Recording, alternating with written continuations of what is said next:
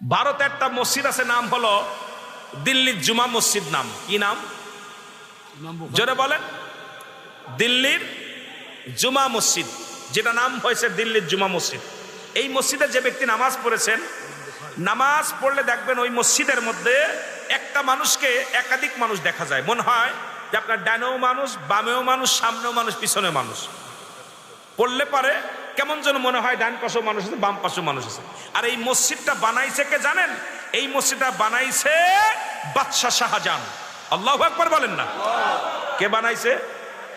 বাদশাহ শাহজাহান। উনি যখন মসজিদখানা বানাইলেন 10,000 কর্মী দিয়া। কত হাজার? মসজিদের ইতিহাসটা শুনে নেন। আর এখানে আপনাদের মসজিদ হচ্ছে, যিনি অনেক আপনারা কর্মী আছেন। কত হাজার? 10,000 কর্মী। একাধিক প্রতিনিয়ত কাজের শুরু থেকে এক খতম কোরআন শরীফ খতম করে কাজ শুরু হতো, আবার এক খতম কোরআন শরীফ শেষ করে কাজ বন্ধ হতো প্রতিদিন। কয়দিন? 10 বছর সময় লাগলো মসজিদ হতে। কয় বছর? এই 10টা বছর সাধনা করে একখানা মসজিদ বানাইলেন বাদশাহ শাহজাহান। প্রথম জুম্মার ইমাম হইলেন বাদশাহ শাহজাহান। ইমাম দিলেন আপনার ওই ভারতের যিনি ফুরপুরা শরীফের আল্লাহর একজন ওলি, ওনাকে দিলেন ইমামতি করতে। প্রথম জুম্মার নামাজের মুসল্লি বাদশাহ শাহজাহান। নামাজ শেষ হয়ে গেল। নামাজ শেষ হওয়ার পর রাতের অন্ধকারে এলহাম আসলে, বাদশাহ শাহজাহান তুমি যে নামাজ পড়েছো, কারুন নামাজ হয় নাই। কারুন নামাজ হয় নাই। ইতিহাসটা শোনেন। বাদশাহ শাহজাহান চিন্তা করে নামাজ হয় নাই, ঘটনাটা কি? বিপদে পড়ে গেছে। উনি পরে চিন্তা করলো নামাজে কি সূরা কিরাতে ভুল হয়েছে না কি হলো? কয় যত মুসল্লি আছে ইমাম সহকারে কারুন নামাজ হয়নি। দ্বিতীয় জুম্মার নামাজ পড়লেন। দ্বিতীয় জুম্মার নামাজে একই হেলাম শুনলেন, হে বাদশাহ শাহজাহান তোমার মুসল্লি, তোমাদের যারা নামাজ কারুন নামাজ হয়নি। 2 জুম্মা চলে গেল। তৃতীয় জুম্মায় স্বপ্নে একই দেখেন। বাদশাহ শাহজাহান কাঁদতে লাগলেন, আল্লাহ কি হয়েছে? আমি নামাজ মুসল্লিদের হচ্ছে না, আমার হচ্ছে না। কি এখানে কোনো হারাম টাকা আছে না কোনো হারাম পন্থা অবলম্বন করছে না কোনো কি হয়েছে একটু বলে দেন। এলহামের মাধ্যমে শুনতে পালো, ও বাদশাহ শাহজাহান রাত্রের জন্য কে বলতেছে? বাদশাহ শাহজাহান শরিয়াতের কেবলা হলো কাবা, দু জানের কালা রাহমাতাল লিল আলামিন, মুনাজাতের কেবলা আরশে আজিম। আপনি নামাজ পড়তেছেন কেবলা শর্ত করে, কিন্তু আপনার মসজিদের কেবলা নির্ণয় ঠিক হয় নাই। যতদিন পর্যন্ত আপনি সোজা হয়ে দাঁড়াতে না পারবেন, কেবলা সোজা যদি আপনি ওই কেবলা যদি নির্ণয় ঠিক না হয়, যতদিন পর্যন্ত মানুষ নামাজ পড়বে কারণ নামাজ হবে না। আল্লাহু আকবার বলেন না। বাদশাহ শাহজাহান চোখের পানি ছেড়ে ছেড়ে কাঁদতে লাগলেন, আল্লাহ এত বড় মসজিদ 10টা বছরে সাধনা করেন আমি মসজিদ খানা বানাইলাম, এক একটা দিন দু খতম কোরআন শরীফ তেলাওয়াত করাইছি হাফেজদের দিয়া, অসংখ্য হাফেজের দোয়া, অসংখ্য আলেমদের দোয়া। এই মসজিদ খানা কেন আল্লাহ কেবলা নির্ণয় হয় না? আল্লাহ এখন কি করব? ইঞ্জিনিয়ার ডাক দিলেন, ইঞ্জিনিয়ার বৈজ্ঞানিকদেরকে ডাক দিলেন। সবাই বলে বাদশাহ শাহজাহান মসজিদটা ভেঙে ফেলতে হবে, ভাঙ্গা ছাড়া বিকল্প কিছু নাই। বাদশাহ শাহজাহান বলে, দুনিয়ার মানুষ শোনো, দুনিয়ার মধ্যে আমাকে তোমরা ভেঙে ফেলতে পারো, মসজিদের একটা ইটের মধ্যে যখন আঘাত করবা আমার কলিজার মধ্যে আঘাত দিবা, মসজিদের একটা বালুর মধ্যে আঘাত দিলে আমার কলিজার মধ্যে আঘাত দিবা। আমি বেঁচে থাকতে আমার মসজিদের গায়ে একটা ছোঁয়া লাগাইতে দিব না, আমি বেঁচে থাকতে আমার মসজিদের গায়ের একটা ধুলা কণা নষ্ট হতে দিব না। জোরে বলা যাবে না সুবহানাল্লাহ। আমি বেঁচে থাকতে এটা করতে দিব না, যে কোনো উপায় মসজিদটা বাঁচাইতে হবে। উনি রাতের অন্ধকারে ঘুমে আছেন, কে যেন ডাকতে বলে, বাদশাহ শাহজাহান তুমি মসজিদটাকে এত ভালোবাসো, তুমি মসজিদটাকে এত মহব্বত করো, মসজিদের গায়ে আঘাত লাগলে তোমার কলিজায় আঘাত লাগবে, মসজিদের গায়ে টাচ লাগলে তোমার কলিজার মধ্যে আঘাত লাগবে রে বাদশাহ শাহজাহান। শুনে রাখো, শুনে রাখো, তুমি দেখো কোন আল্লাহ ওয়ালা মানুষ পাও কি খুঁজে কি না, তাকে যদি পাও তার কদমটা জড়ায়া ধরো, একটু উপায় তোমার বলে দিবে, সেই উপায়ের উপরে তুমি নামাজ আদায় করো। বাচ্চা শাহজাহান খুঁজতে লাগলো, উজিরকে ডাকতে বলে, উজির দেখো আমার রাজ্যে এমন কোন দরবেশ, এমন কোন ভালো ব্যক্তি আছে কি না, যার কাছে গেলে আমি ভালো একটা পরামর্শ পাবো, কিন্তু মসজিদ আমি ভাঙতে পারবো না, মসজিদটারে নষ্ট করার সম্ভাবনা। উজির বলে, হুজুর এই জামানার মধ্যে একজন আল্লাহওয়ালা ব্যক্তি আছে, তার সন্ধান পেয়েছি আমি। বলে কি, তার নাম কি? বলে তার নাম হলো নিজামুদ্দিন আউলিয়া। জোরে জোরে চিল্লা বলা যাবে না সুবহানাল্লাহ। নাম কি? নিজামুদ্দিন আউলিয়া। বাচ্চা শাহজাহান বলে, তাড়াতাড়ি না আমাকে নিয়ে চলো তার কদমের মধ্যে। বাচ্চা শাহজাহান চলে গেলেন নিজামুদ্দিন আউলিয়ার কাছে, যিনি ছিলেন চোর, ডাকাত, খুনি ছিল। শুনেছেন মুসলমান দুনিয়ার মধ্যে বড় খুনি ছিল। ওনার কাছে গেলেন, যা বললেন, হুজুর আপনার কাছে আমি আসছি। বলে কিসের জন্য আসছো? বলে আমি শুনেছি আপনি আল্লাহর আউলিয়া হয়ে গেছেন, দরবেশ হয়ে গেছেন। আমি একটা মসজিদ বানাইলাম 10 বছর সাধনা করে 10,000 কর্মী দিয়ে আমি প্রতিদিন 2 খতম করে কোরআন শরীফ পড়াইছি। সুতরাং এই মসজিদ খানা কেবলা নির্ণয় হয় নাই, দয়া করে একটু উপায় বলে দেন, একটু পরামর্শ দেন। বাদশা শাহজাহান বলা পান। নিজামুদ্দিন আউলিয়া বলে, পাগল তুমি আমার কাছে কেন আসছো? এই দায়িত্ব আল্লাহ আমারে দেয় না, এই দায়িত্ব আমি পারবো না। তোমার মসজিদ ভেঙে ফেলো, ভেঙে গুড়িয়ে দাও, আর একটা নতুন করে বানাও।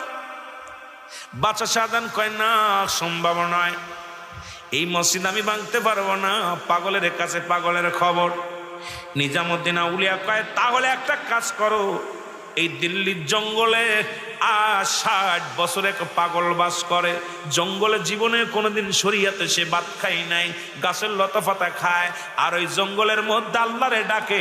এমন একজন পাগল, সে শুধু সিজদার মধ্যে পড়ে থাকে, তসবিহ হাতে পড়ে থাকে, এমন একটা পাগল। সেই পাগলটার সন্ধান যদি তুমি পাইতে পাও, তাহলে ওই মসজিদ খানার একটা পরামর্শ পাবা। বলে নামটা কি তার? বলে তার নাম হলো আল্লাহর ওলি হারে বারেশা। জোরে জোরে চিল্লা বলা যাবে না সুবহানাল্লাহ। নাম কি? আরে বারেশা। এর বাচ্চা শাহজাহান কয়, হুজুর তারে পাবো কেমন করে? এ বাচ্চা শাহজাহান, তুমি রাজত্ব ছেড়ে দিয়া জঙ্গলে চলে যাও, পাবা তার ঠিকানা পাবা।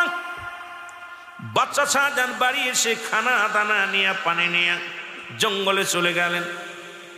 সপ্তাহখানিক ঘুরে দেখে যায় নামাজের পর এক পাগল, ওই পাগলটা বসে বসে আল্লাহরে ডাকে, আল্লাহ আমি গুনাহগার, আমি পাপী। গায়ের পশমগুলো বড় বড়, নখগুলো বড় বড়। এই পাগলটা আল্লাহ ছাড়া কিচ্ছু বোঝে না। উনি প্রথম দিন দেখলেন সিজদায় পড়ে কান্দে, দ্বিতীয় দিন দেখে সিজদায় পড়ে কান্দে, তৃতীয় দিন দেখে সিজদায় পড়ে কান্দে।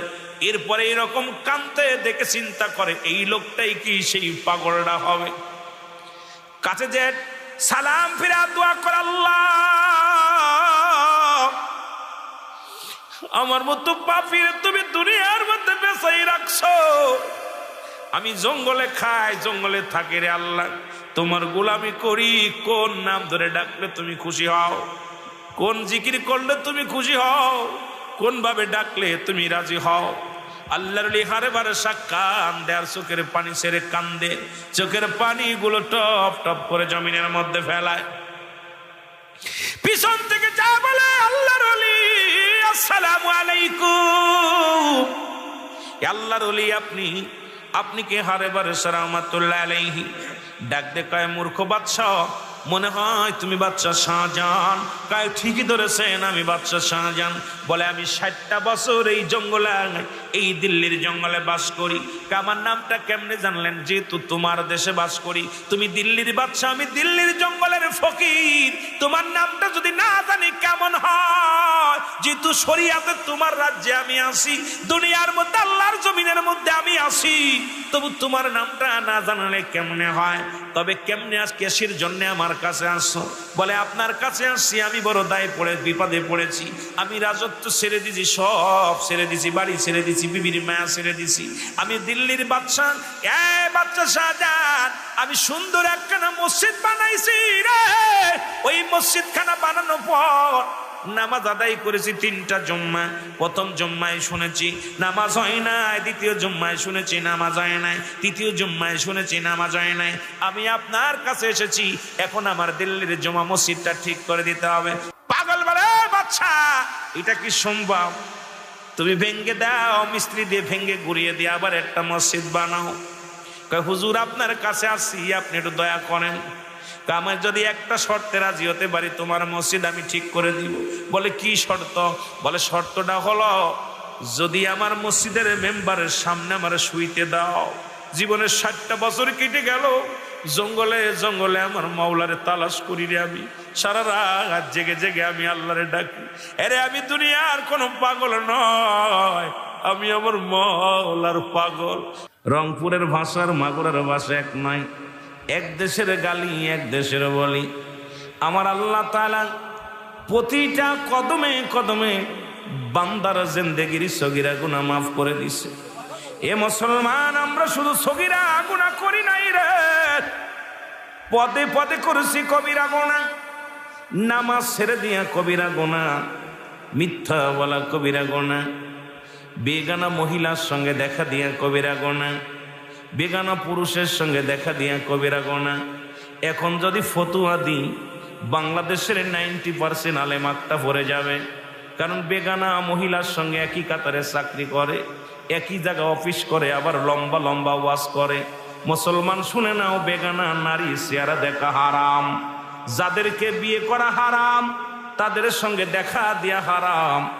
যাদেরকে বিয়ে করা মুসলমান যা হারাম, তাদের সঙ্গে দেখা দিয়া মুসলমান কি জায়েজ।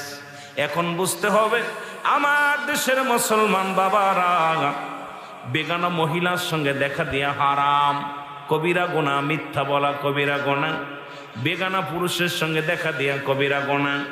মুসলমান নামাজ ছেড়ে দিয়া এই সমস্ত কবিরা গুনাহ।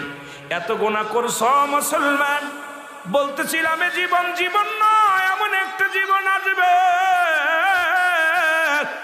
যে দেশে গেলে মানুষের বিচার হয়, যে দেশে গেলে মানুষের হিসাব হয়। সেই দেশে সকলেরই যা লাগবে কি লাগবে না? জোরে বলেন, লাগবে কি লাগবে না? এ দুনিয়ার মুসলমান শুনে নাও, আল্লামা কুতুবী রাহমাতুল্লাহ বায়ান করে, দুনিয়ার মানুষ শোনো, বান্দা যখন রিয়াজুল জান্নাহ বেহেশতের বাগান নের সংবাদ শুনতে পায়, ওই জান্নাতের বাগান খানা আঁকড়ে ধরে বান্দা যখন কবরের ভয়ে, জাহান্নামের ভয়ে বান্দা যখন খাস্তওবা করে আল্লাহ বলে ডাক দেয়, আমার আল্লাহ বান্দার জীবনের দরিয়া দরিয়া গুনাহগুলো মাফ করে দেয়। জোরে বলা যাবে না সুবহানাল্লাহ? এর কত গুনাহ করছি রে মওলা জীবনে,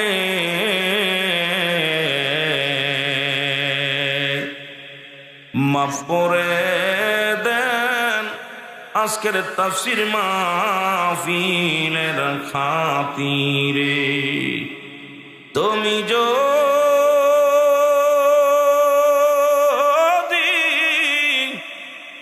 মাফ না করো আল্লাহ বান্দারে, তোমার বান্দা যাবে গো মাওলা কার কাছে, তোমার বান্দা যাবে গো মাওলা কার কাছে। এ দুনিয়ার মুসলমান,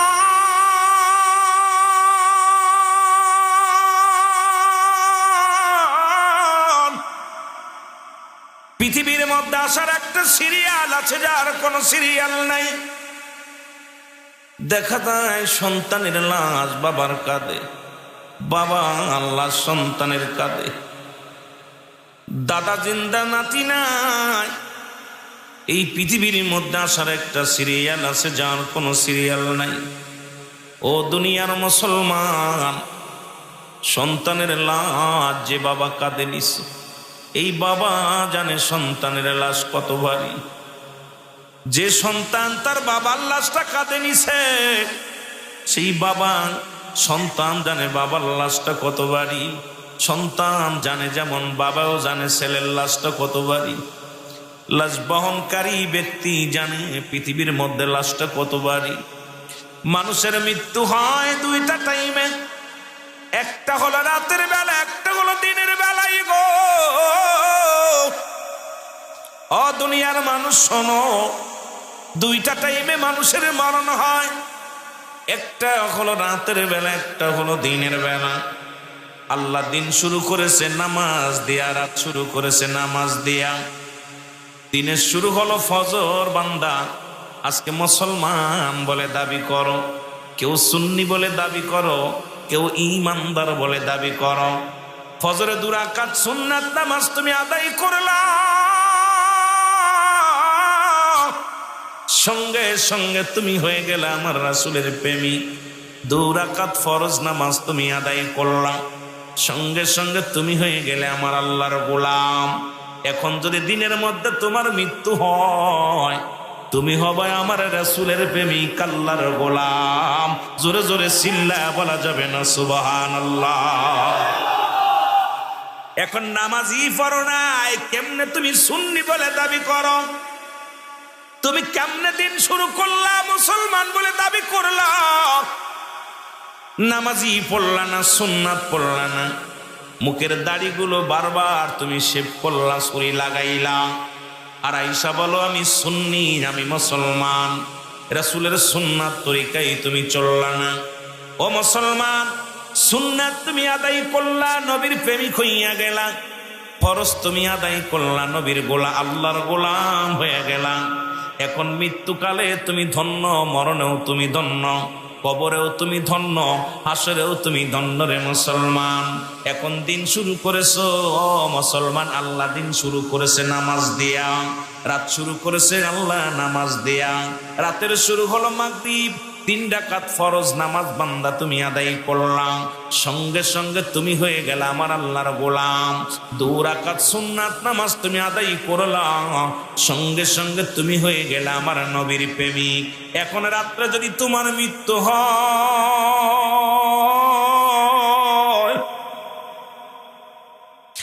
ও দুনিয়ার মানুষ শোনো, রাত্রে যদি তোমার মৃত্যু হয়, তোমার মৃত্যুটা হবে আমার রাসূলের প্রেমিক, আল্লাহর গোলাম। জোরে জোরে চিল্লা বলা যাবে না সুবহানাল্লাহ।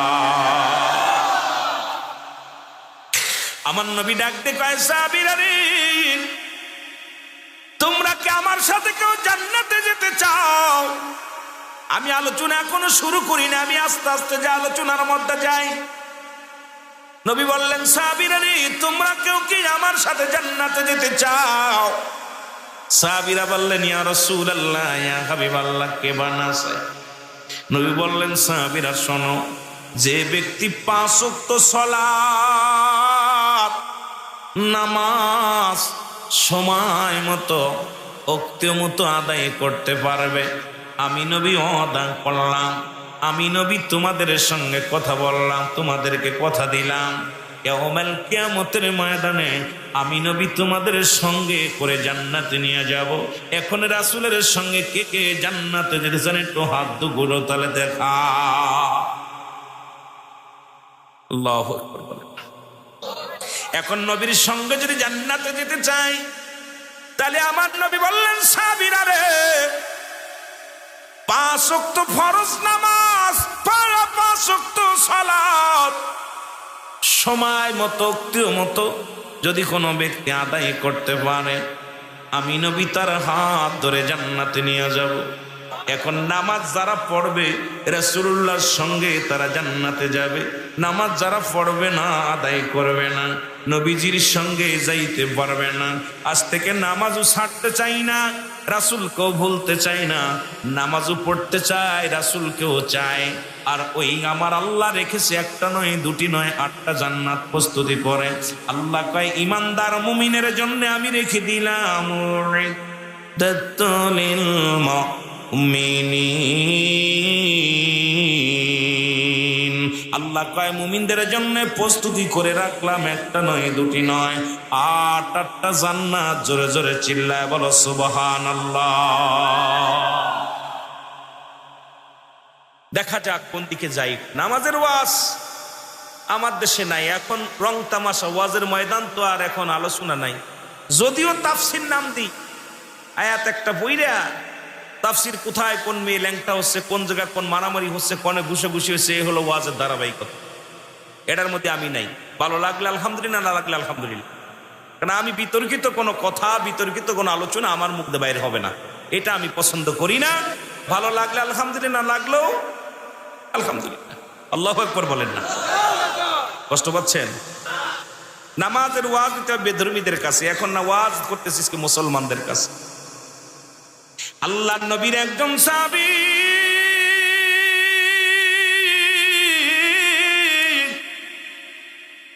নাম হলো আব্দুল্লাহ আনসারী, নাম হলো আব্দুল্লাহ আনসারী। আনসারী নামাজ শেষ করে যাইতে একটু দেরি হয়েছে। আমার অনেক মা বোনদের দেখলাম গো, আমার মা বোন ডাকতে বলে, এবার আনসারীর বিবি ডাকতে বলে, স্বামী আপনি প্রতিদিন নামাজ শেষ করে আগে আগে চলে আসেন, আজকে কেন এত দেরি হলো একটু জানতে পারবো কি? ডাকতে কয়, বিবি ও আমার বিবি, আমি আনসারী রাসূলুল্লাহ ওয়াজ করতেছিল, আমার নবী ওয়াজ করতেছিল, সেই ওয়াজ শুনতে যাইয়া একটু দেরি হয়ে গেছে।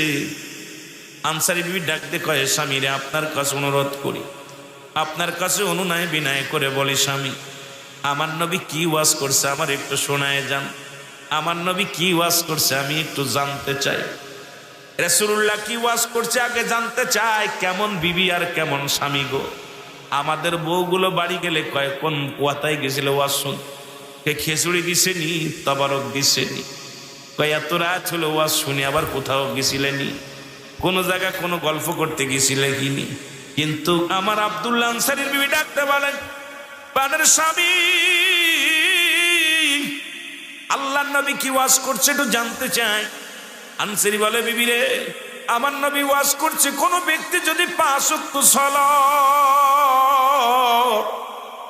5 ওয়াক্ত নামাজ সময় মতো ওক্ত মতো আদায় করতে পারে, নবী নাকি তারে হাত ধরে জান্নাতে নিয়ে যাবে।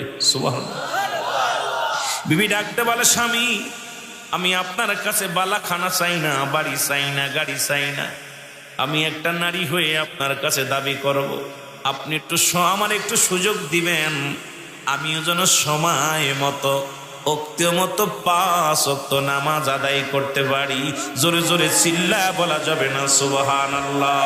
এর রাহমাতাল লিল আলামিন, আপনি উম্মতের জাবিন, গুনাহগারের অতি আপনজন, আল্লাহর নবী মায়ার নবী, আপনি নবী আমার জীবনের জীবন, বলেন আপনি নবী আমার। কষ্ট হচ্ছে আপনাদের? মহব্বতে বলেন আপনি নবী আমার জীবনের।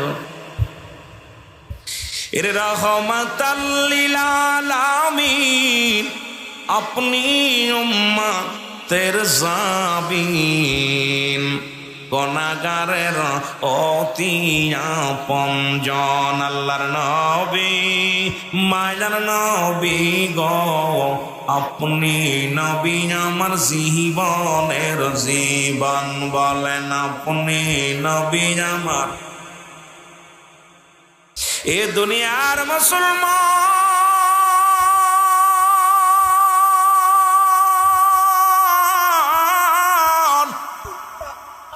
নবী জীবন বললাম এই জন্য অনেক কালেবের কষ্ট লাগবে গো। নবী বলছেন, হায়াতি খায়রুল লাকুম, আমার হায়াতের জিন্দেগিটা উম্মতের জন্য বড় কল্যাণ শুরু। সুবহানাল্লাহ। আবার আমি দুনিয়া থেকে বিদায় নিছি, ওয়াফাতি খায়রুল লাকুম, নবীকে আমি দুনিয়া থেকে বিদায় নিছি, এটা উম্মতের মঙ্গলের জন্য। সুবহানাল্লাহ বলেন না?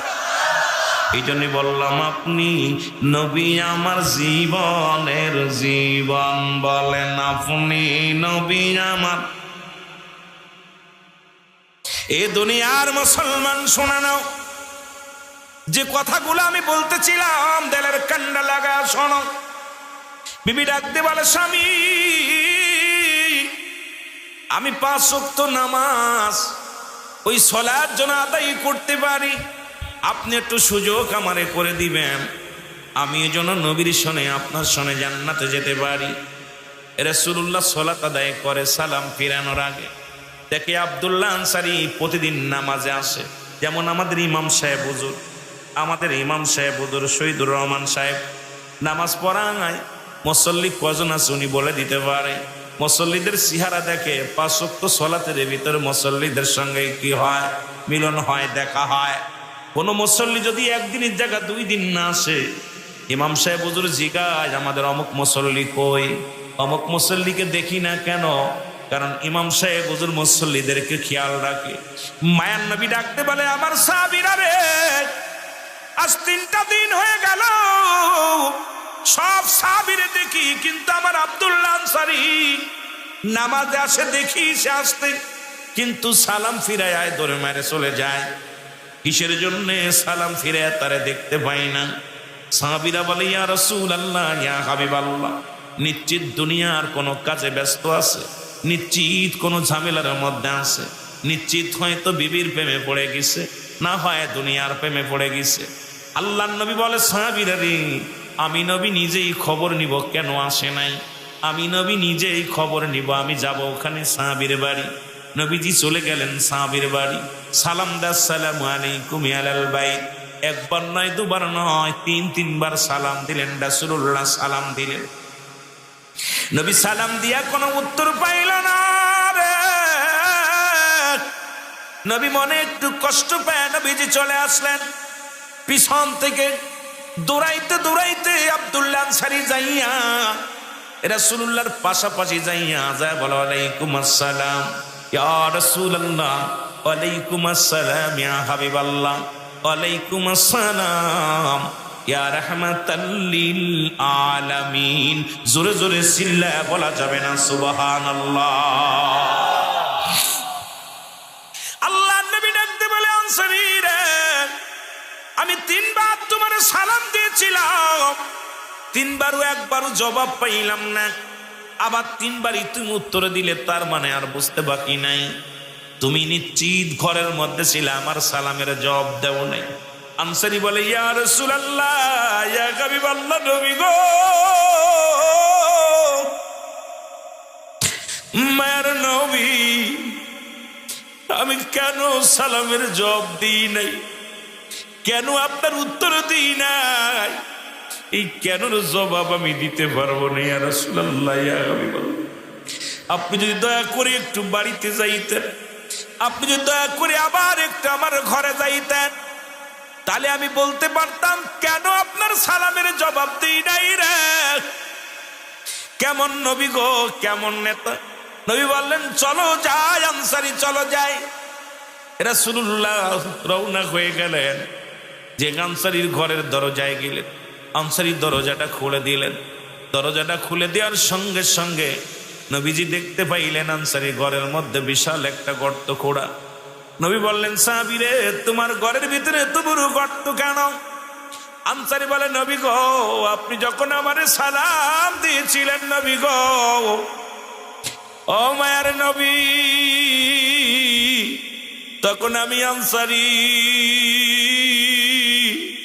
ইয়া রাসূলুল্লাহ, ইয়া হাবিবাল্লাহ, তখন আমি আনসারী উলঙ্গ অবস্থায় ওই গর্তের মধ্যে বসেছিলাম, আমার গায়ে কোনো পোশাক ছিল না, এই জন্য আপনার সালামের জবাব দিতে পারি নাই। আমার নবী আনসারী রে, তুমি কি শুনাইলা? আনসারী বলে, নবী গো, আপনার কাছ থেকে যখন ওয়াজ শুনে বাড়ি আসলাম, আমার বিবি আমার হাতটা ধরে ডাকতে বলে, স্বামী,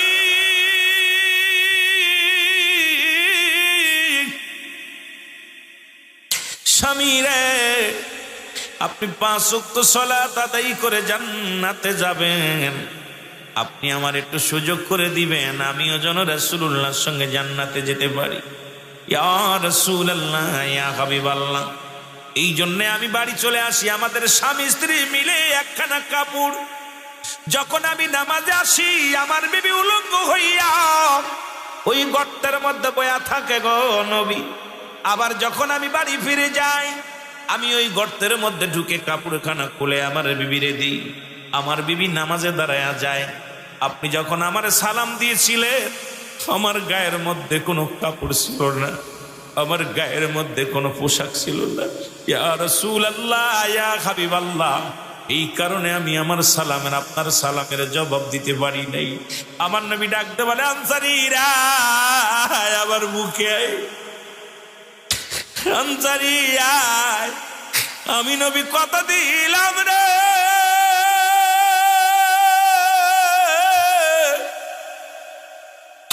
ইয়াউমান কিয়ামতের ময়দানে আমি নবী তোদেরকে সঙ্গে করে জান্নাতে নিয়ে যাব। আমার রংপুরের বাজানেরা শোনো, এই রংপুরের জমিনে এমন কোন গরিব নাই যার এক টুকরা কাপড়। রংপুরের জমিনে যে ভিক্ষা করে খায়, তারও 2-3টা পোশাক আছে রে মুসলমান। আজকে নামাজ এই ওয়াজ করবো কার কাছে যে রে মুসলমান? একমাত্র কাফের এবং মুসলমানদের মধ্যে পার্থক্য হলো নামাজ। কাফেররা নামাজ ছেড়ে দেয়, মুসলমানরা নামাজ ধরে। আজকে মসজিদ বাড়ছে, মাদ্রাসা বাড়ছে, আলেম বাড়ছে, ইমান বাড়ে নাই। নামাজি যদিও বেড়েছে, ইমানদার মুসল্লির খুব অভাব। জোরে জোরে চিল্লায় বলেন ঠিক কিনা? এক টুকরা কাপড় দিয়া নবী সাহাবী স্বামী স্ত্রী নামাজ পড়েছে একটা কাপড় দিয়া। আর আমার রংপুরের জমিনে সবচেয়ে যে গরিব, তার 2-4টা টুকরা কাপড় আছে। আল্লাহর কাছে কি জবাব দিবেন বলেন? নামাজ। ইমাম সাহেব বুঝলি যে শীতের সময় আসতেছে, মসজিদের ইমাম সাহেব 2জন হাতে গুনিয়ে গুনিয়ে 2-4জন পাবে। এখন ইমাম সাহেব কইব কি, ইমাম মসরি মজ্জেম সাহেব আজান একটু দেরি করে দেওয়া হইল না? কই না ভাই, আজান তো ঠিকই দিছিলাম, মুসল্লি কই? লেফের ভিতরে গেলে, কম্বলের ভিতরে গেলে আর উঠতে মনে চায় না। ও ভাই, কাল গমে ঘমাইলি ওহে মানুষ, যেতে হবে একদিন সেরে বাঁধন। স্বপনের রাজ্যে থেকে রইল না হুঁশ, কবে হবি রে মানুষ তবেই না হুঁশ। যাবি সেরে মায়া এন ভব মরে, থাকিবি যে পড়ে অন্ধকার কবরে। আল্লাহু আকবার। আর একটু জোরে বলেন আল্লাহু আকবার। আমি যে কথা বলতেছিলাম, দুনিয়ার মুসলমান শোনো, এই জন্য যদি আপনি মুসলমান হতে হয়, নামাজ লাগবে কি লাগবে না? কথা বলেন, নামাজ লাগবে কি? নামাজের তালিম দিছে আমার নবী রাহমাতুল লিল আলামিন, সাহাবে একরামগণ, উলিয়াল্লাহগণ, ওলামা একরামগণ। আজকে নামাজের তালিম শুধু চলছে, নামাজের ওয়াজ চলছে, কিন্তু নামাজই বাড়ছে না, ইমানদার বাড়ছে না। কারণটা কি রে ভাই? কারণ নামাজের প্রতি আমাদের মন নাই, নামাজের প্রতি আমাদের ইয়াকিন নাই। আর নামাজের প্রতি যদি আপনার ইয়াকিন না হন, নামাজের প্রতি যদি যত্নবান না হন, এই জীবন নয়। এমন একটা জীবন আসবে যে দেশে গেলে মানুষের বিচার হয়, যে দেশে গেলে মানুষের হিসাব হয়, যে দেশে গেলে মানুষ আর কোনোদিন ফিরে আসে না, সেই দেশটার নাম হলো কবর। মানুষের 3টা বিপদ। নাম্বার 1 হলো মানুষের মরণ, 2 নাম্বার হলো কবর, 3 নাম্বার হলো কিয়ামতের ময়দান, 1 নাম্বার হলো মরণ। এই কোরআনুল কারীমের মধ্যে যতগুলো সূরা আছে সব অস্বীকার করতে পারবেন, একটা আয়াত স্বীকার করা সম্ভব নয়। এটা কুল্লু নাফসিন আসেনি? কতক্ষণ আসেনি? আরো জোরে। এটা অস্বীকার করার মতো খবর আছে? কোন ব্যক্তি পারত? এটা অস্বীকার করার মতো কোনো ক্ষমতা নাই। পৃথিবীর মধ্যে ফিরাউন, নমরুদ, কারুন যারা খোদাই দাবি কেউ দুনিয়ার মধ্যে নাই, সবাই দুনিয়া থেকে বিদায় হয়ে গেছে। 5 বছরের ক্ষমতা পাইয়া, ও মুসলমান, 10 বছরের ক্ষমতা পাইয়া তুমি দুনিয়ার মধ্যে কষ্ট দিলা, মানুষকে যন্ত্রণা দাও। মনে রেখো, ফিরাউন ছিল, নমরুদ ছিল, কারণ ছিল, তাদেরকে আল্লাহ শেষ করে দিছে। দুনিয়ার মধ্যে প্রতাপশালী বাদশাহ ছিল 4 জন ব্যক্তি, তার মধ্যে একজনের নাম হলো, মুসলমানদের মধ্যে 2 জন, কাফেরদের মধ্যে 2 জন। মুসলমানদের মধ্যে 2 জনের একজনের নাম হলো নবী সুলাইমান, আর একজনের নাম হলো বাদশাহ জুলকারনাইন। আল্লাহ তাদেরকে এই পৃথিবীর মধ্যে ক্ষমতা দিয়েছিল। কাফেরদের মধ্যে 2 জন আল্লাহ অল পৃথিবীর মধ্যে রাজত্ব দান করেছিল। একজনের নাম হলো বাদশাহ নমরুদ, আর একজনের নাম হলো বুখতানসর। এই পৃথিবীর মধ্যে কাফেরদের মধ্যে 2 জন, মুসলমানদের মধ্যে 2 জনকে আল্লাহ প্রতাপশালী বাদশা বানায়া দিয়েছিল। তাদেরকে আল্লাহ দুনিয়া থেকে বিদায় করে দিছে। সুতরাং এই পৃথিবীর রং তামাশায় পড়ে রে মন, কতই অন্যায় করতেছো, কত জুলুম করো, কত না তুমি বল পথে চলো। এই দুনিয়ার জিন্দেগি ছেড়ে চলে যেতে হবে। একবার কেন তুমি চিন্তা করো না রে মন, একবার কেন তুমি ভাবো না রে মন। আমি বলতেছিলাম 1 নম্বর বিপদ হলো মানুষের মরণ। আল্লামা মুফতি আমজাদ আলী সাহেব একটা কিতাব লেখলো, কিতাবের নাম বাহারে শরিয়াত। এই কিতাব লিখতে যায় উনি বললেন, দুনিয়ার মানুষ শোনো, মানুষ যখন সাধারণ মৃত্যুবরণ করে, এই মানুষটার মৃত্যু হলো 70টা তাজা উঠে গায়ের চামড়া জবাই না করিয়া উল্টো দিকে টান দিয়া লবণ আর মরিচ লাগা দিলে যতটুকু যন্ত্রণা হয়, ও দুনিয়ার মানুষ শোনো, এর চাইতে 70 গুণ যন্ত্রণা হলো একটা মৃত্যু, সহজ মৃত্যু। এখন আমরা যারা মরণকালে পায়খানা করে দিই, মরণকালে প্রস্রাব করে দিই, মরণকালে যাদের জিহ্বা বড় হয়ে যায়, মরণকালে কত মানুষের দেখলাম চোখ দুটি বড় বড় হয়ে যায়। কত মানুষের জানাজা পড়লাম, কত মানুষের কাপন পরাইলাম, কত মানুষের দাপন করাইলাম, কত মানুষের মুসলমান গোসল করাইলাম। ওই জিহ্বাটা বাইর হইছে, আর ঢুকানোর সম্ভব নয়। চোখ দুটি বড় বড় হয়ে গেছে, বন্ধ করার সম্ভব নয়। এক টঙ্গ পরে গেছে, পায়খানা প্রস্রাব করে দিছে। তাদের মৃত্যুটা কত কঠিন হয় ও মুসলমান, তাদের মৃত্যুটা কত কঠিন হয়, একবার ভাবার দরকার। এই মরণের চিন্তা কেন করো না রে? কত রাজা, কত বাদশা দুনিয়ার মধ্যে আগমন করল, সবাই বিদায় নিয়ে গেছে, কেউ চিরস্থায়ী নয়। আমি আপনিও চলে যাব, আমরাও চিরস্থায়ী নাই। এই জন্য সদা সর্বদাই মরণের চিন্তা করা লাগবে কি লাগবে না, জোরে জোরে চিল্লায় বলা যাবে না লাগবে কি লাগবে না, একটু জোরে জোরে চিল্লায় বলা যাবে না আল্লাহু আকবার। এ দুনিয়ার মুসলমান,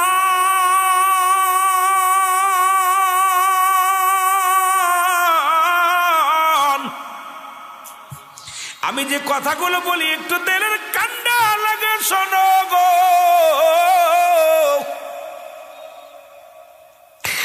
এর একজন নবী এখনো জান্নাতের মধ্যে আছে রে। পৃথিবীর মধ্যে একজন 4 জন নবী জীবিত গো, যাদের মধ্যে একজনের নাম হলো মুসলমান। শোনা না, এখনো 4 জন ব্যক্তি জীবিত আছে। তাদের মধ্যে একজনের নাম হলো, যিনি ইদ্রিস আলাইহিস সালাম জান্নাতের মধ্যে আছে, এখনো জিন্দা আছে। এদের মধ্যে ইদ্রিস আলাইহিস সালাম, এরপরে আর একজন নবী নাম হলো হযরত ঈসা আলাইহিস সালাম।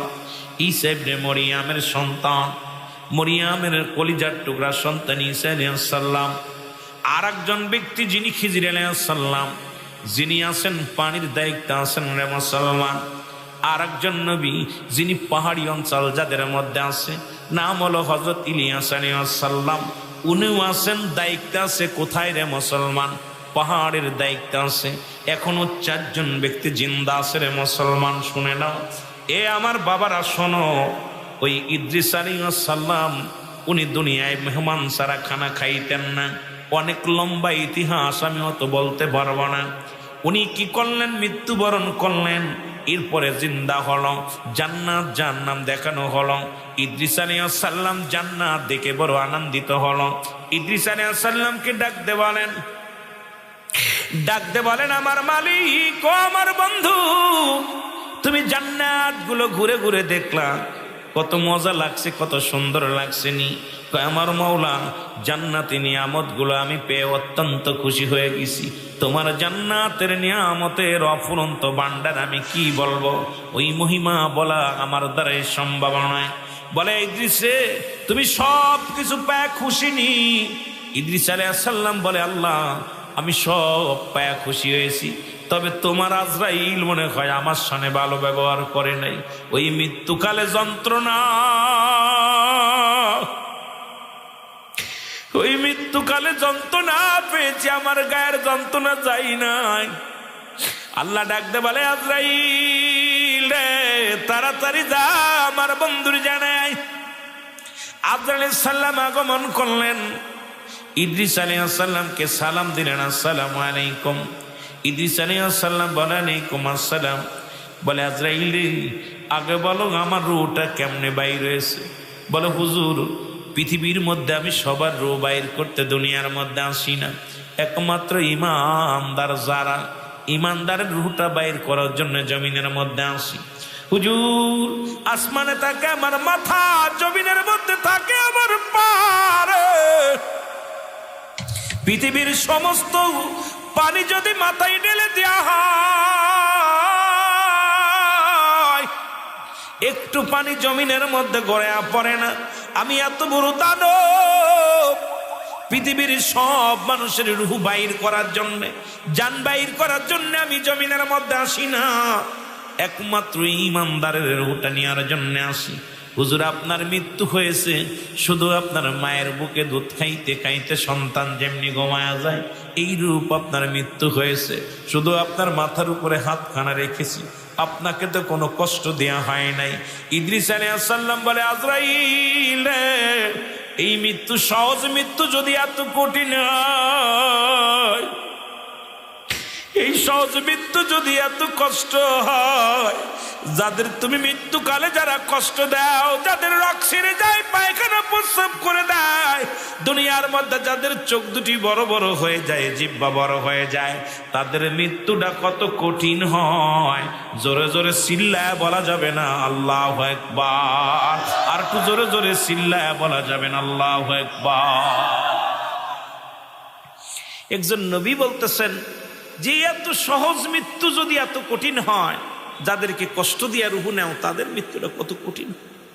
ও বাবা, এই দেশের যাত্রী আমরা, যত বড় টাকাওয়ালা হোক, বাড়িওয়ালা হোক, যে কথাগুলো বলি দিলের কান্ডা লাগা শোনো। আজকে কোরআনের ভিতরে তারা জামানের, আজকে তাফসীর মাহফিলের জন্য কিছু কথা বলতে হবে। কোরআনটা নিয়েও এখন গবেষণা করে কিছু নাস্তিক গুলো কয় কোরআনের মধ্যে ভুল আছে। আল্লাহ কি কয়? আল্লাহ বলেন যালিকাল কিতাবু লা রাইবা ফী,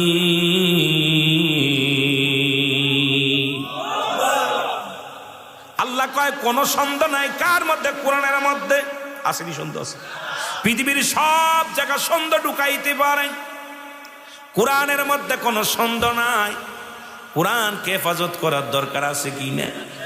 জোরে বলেন আছে কি না? আলোচনা কই থেকে রাখলাম, কোন জায়গা যায় মনে রাখবেন। আবার মুসলমান শোনেন, যদিও আমি কয়েকটা বিষয়ের পরে কথা বলেছি, শেষ করেছি অল্প অল্প বলেও, এর দিকে খেয়াল রাখা লাগবে না মুসলমান। এই কোরআন সবার জন্য আসে না। যদি বলি সবার জন্য আসে, এটা আমি মানতে পারি না। যদি কোনো মুফতি সাহেব বলে কোরআনই সবার জন্য আসে না, কোরআন আসছে কাদের জন্য? হুদাল্লিল মুত্তাকিন, একমাত্র মুত্তাকিনদের জন্য, হেদায়েত প্রাপ্ত বান্দাদের জন্য। অহিদায়েত প্রাপ্ত বান্দাদের জন্য কোরআন আসে নাই। এ মুসলমান, যদি আসতো, হেদায়েতের মালিক আমার আল্লাহ। হিদায়েতের মালিক কোন মুসলমান, কোন পীর সাহেব নয়। হেদায়েতের মালিক কোন আমির সাহেব নয়। হেদায়েতের মালিক সাহেব কোন যুক্তিবাদী নয়। হেদায়েতের মালিক কোনো কারি সাহেব নয়, হেদায়েতের মালিক স্বয়ং নবীজিও নয়। নবীজি যদি হেদায়েতের মালিক হতো তাহলে আবু জেহেলের কপালে কালেমা জুটতো, যেহেতু আবু জেহেলের কপালে কালেমা জুটে নাই, ইহা দ্বারা প্রমাণ হয় হেদায়েতের মালিক আমার আল্লাহ। তবে মুনাফিক থাকবে। আল্লাহ কমিনান নাস, মানুষের মধ্যে, মানাস শব্দের অর্থ মানুষ। কি আল্লাহ কয় অমিনান নাস, মানুষের মধ্যে মায়া করে তারা বলবে আমান্না, তার ঈমান আনছে বিল্লাহি, আল্লাহর প্রতি। একদল আছে আল্লাহর কাছে রাসূল বলতেছে হাবিব একদল লোক আপনার কাছে আসবে। কারা? মানুষের মধ্যে। নাস শব্দের অর্থ কি? জোরে বলেন, নাস শব্দের অর্থ কি? মানুষ। আল্লাহ বলে হাবিব আপনার কদমের মধ্যে আপনার কাছে একদল লোক যাবে, তারা বলবে আমরা ঈমানদার, আমরা মুত্তাকিন, ওমা হুম বিমুমিনিন।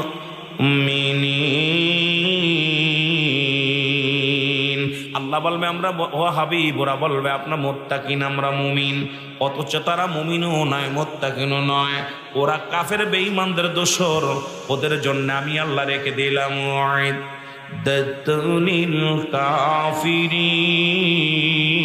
কাফিরিন, ওই কাফের বেঈমান মুনাফিকদের জন্য প্রস্তুতি করে রাখলাম, একটা নয় দুটি নয়, 7-7টা জাহান্নাম। কয়টা কয়টা? কিটা কিটা যাবেন? একটু হাত তোলেন দিন, কিটা কিটা যাবেন? যাবেন কিটা কিটা? জাহান্নামে যাবেন। কথা কন, কোথায় যাবেন? জান্নাতে যেতে চাই কি চাই না? জোরে বলেন, চাই কি চাই না? একটু আগে জান্নাতীদের ওয়াজ করেছো,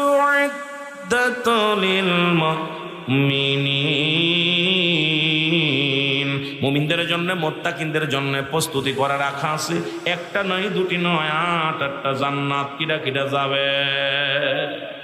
মারহাবা বলেন না। আমি জান্নাতের ওয়াজ আগেই করেছি, ইমানদারের জন্য প্রস্তুতি করা আছে জান্নাত, বেঈমান মুনাফিকদের জন্য প্রস্তুতি করা আছে জাহান্নাম। এখন জান্নাতীদের জন্য জান্নাত, জাহান্নামীদের জন্য জান্নাত জাহান্নাম। এই জান্নাতের ভয়ে রাসূলুল্লাহর এক সাহাবী, এ মুসলমান দিলের কান্ডা লাগা শুনে নাও, রাসূল পাক সাল্লাল্লাহু আলাইহি ওয়াসাল্লামের এক সাহাবী, উনি নামাজের ওয়াজ দিয়ে আমি শুরু করেছি। সাহাবী এত ইসলাম ভালোবাসতো, এত কোরআনকে ভালোবাসতো, রাসূলকে ভালোবাসতো। ও মুসলমান, হঠাৎ ওই মসজিদে যায়, প্রতিদিন 5 ওয়াক্ত সালাত আদায় করে। যুবক ভাইয়েরা খেয়াল করবেন, যুবক বয়স, দেখতে শুনতে ভালো, উঁচু লম্বা ভালো, প্রতিদিন নামাজ পড়তে যায়। আর মসজিদের পাশের বাড়িটা হলো এক বেদুইনের, একজন কাট্টা বেঈমান মুনাফিকদের বাড়ি। অমুসলিম ঘরের মধ্যে প্রবেশ করলেন। যুবকের বাবা ডাকতে বলে,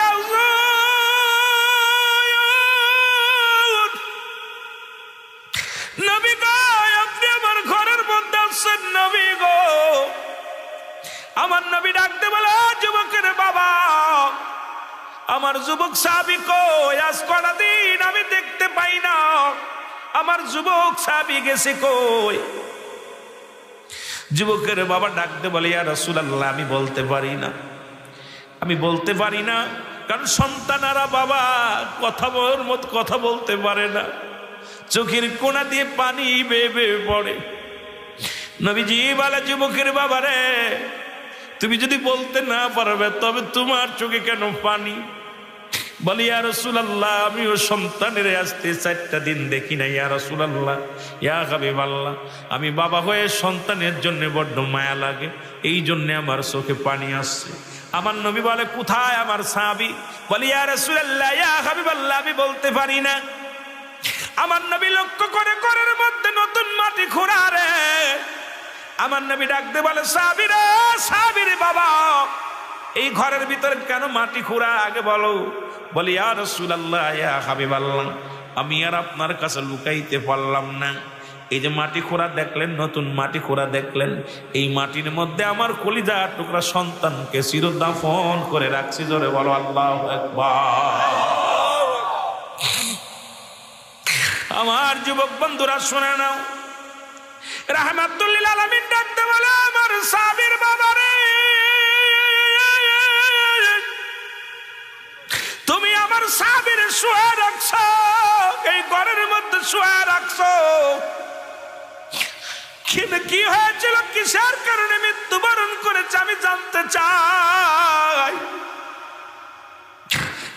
নবীজি বলা পর সাহাবীর বাবা বলে, হুজুর আমি কিচ্ছু বলতে পারবো না, ওনার জীবনের শেষ একখানা চিঠি লেখা আছে, এই চিঠিখানা ছাড়া আমার কাছে কিচ্ছু নাই। নবীজি বললেন, নিয়ে আসো, পত্রখানা নিয়ে আসো। পত্রখানা আনা হলো। পত্রখানার যখন হাতের মধ্যে নিয়ে প্রথমে লেখলেন, আমার আব্বাজান দুনিয়ায় সন্তান বাবার প্রতি 14টা হক, 6 আর 6 12টা, 7 আর 7 14টা হক, জীবিত থাকতে 7টা হক, মৃত্যুর উপরে 7টা হক। আমার আব্বাজান একটা হকও আমি আদায় করতে পারলাম না। ও আমার আব্বাজান, আপনি আমারে মাফ করে দিবেন, আপনি আমারে ক্ষমা করে দিবেন।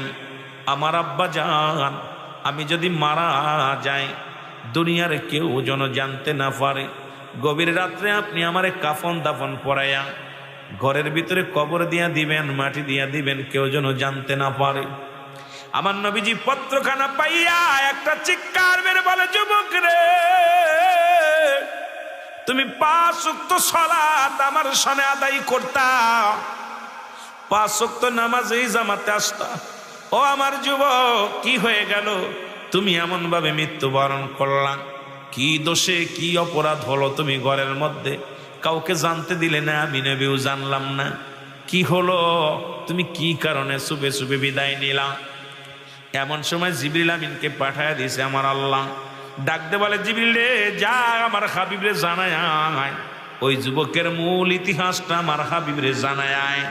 জিবরিল আমিন এসে ডাকতে বলে, নবী গো, নবী, আপনার যুবক আপনাকে এত ভালোবাসতো, আপনার যুবক আমার মাওলারে এত ভালোবাসতো, ওই যুবক ইসলামকে এত ভালোবাসতো, ওই যুবক একটা পরিস্থিতির শিকার হয়ে গেছে নবী গো। নবী বলে, কি হয়েছে বলো জিবরিল আমিন। বলে, হুজুর, ওই মসজিদের সামনের বাড়িটা একজন মুসলিমের বাড়ি, ওই ঘরে একটা নারী আছে। যুবককে ঘরের ভিতরে নিয়ে যায়, তাকে প্রেমের প্রস্তাব দেয়, প্রত্যাখ্যান করে। এরপরে যুবক বেহুশ হয়ে যায়, ওকে ধরে নিয়ে রাস্তার মধ্যে ফেলে দেওয়া হয়। যুবককে ওখান থেকে যুবককে তুলে আনা হয় বাড়ি। যুবক মনে করছে উনি অন্যায় করেছে, মানুষ তাকে এই জন্য সে মরতে চেয়েছে, যে দুনিয়ার মানুষ যদি জানে, মানুষ বলবে ওই জিনা করতে যে অমুকের বাড়ি ধরা পড়ে গেছে। এই জন্য দেখো রাসূলুল্লাহর দুর্নাম হবে যে রাসূলের সাহাবী কত বড় অপরাধ করেছে। এই ভয়ে বলছে কেউ যেন জানতে না পারে।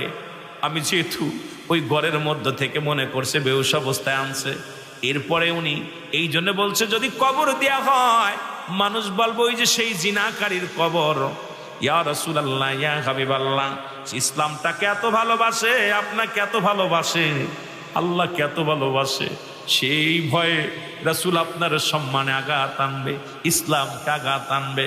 আমার আল্লাহকে মানুষ, ইসলামের প্রতি মানুষ কি করবে, মানুষ ধিক্কার দিবে। এই কারণে যুবক তার জীবন দিয়া প্রমাণ করে দিয়ে গেছে, এই দুনিয়ার মধ্যে জীবন দিয়া প্রমাণ করে দিয়া গেছে ইসলাম সত্য, রাসূলের আদর্শ সত্য। ইসলাম জিনাকারী সমর্থন দেয় না, জিনা ব্যভিচার অন্যায়কে সমর্থন দেয় না। ইয়া রাসূলুল্লাহ, ইয়া হাবিবাল্লাহ, আপনার যুবক দুনিয়া থেকে বিদায় হয়ে গেছে। নবীজি আমার দোয়া করে যুবকের জন্য, রে যুবক রে, তুমি আমার এত ভালোবাসো, ইসলামকে এত ভালোবাসো, আল্লাহকে তুমি এত ভয় পাও, জীবন দিয়ে প্রমাণ করে দিয়ে গেলে যুবক তুমি প্রকৃত ইসলামকে ভালোবাসো, তুমি দিন ইসলামকে ভালোবাসো। নবীজি আস্তে আস্তে দোয়া করে চলে গেল রে, ওই যুবতীর বাড়ি চলে গেলেন। যা নবীজি দরজায় দাঁড়াইলেন, মেয়েটা ভিতরে থেকে বলে, ইয়া রাসূলুল্লাহ, ইয়া হাবিবাল্লাহ, আমি আপনাকে চিনতে পেরেছি আপনার আওয়াজ শুনে, আমি আজ থেকে আর অমুসলিম থাকতে চাই না, কালেমার মালা পড়ে মুসলমান হতে চাই। ইয়া রাসূলুল্লাহ, ইয়া হাবিবাল্লাহ, জীবন ইসলাম ধর্মে এত প্রিয় ধর্ম, কোরআনের আইন